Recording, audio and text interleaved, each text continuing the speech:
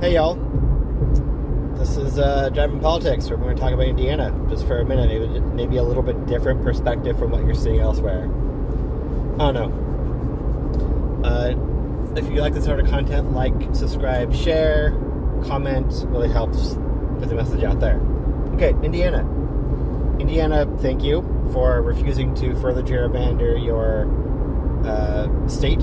I do want you to know I am from California, and I also do not want our state to gerrymander either. I do not want it, and also I'm not willing to stand by and allow Trump to corruptly, threaten or control other states into getting more seats than the representation of the party and their state are allotted by. I would like to see bipartisan, nonpartisan committees. Okay, well, friends, let me ask you all a question. Would you consider what Trump posted regarding removing federal funding across the many boards of Indiana as a threat?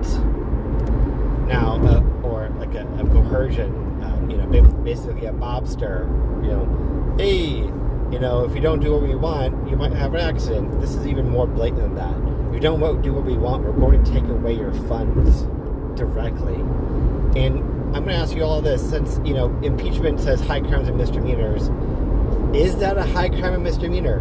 I mean, I wish it said felony and misdemeanor. I wish it said many different things besides high crimes and misdemeanors, because that is so vague. But does this count? My opinion is it does. It does count as a high crime and misdemeanor.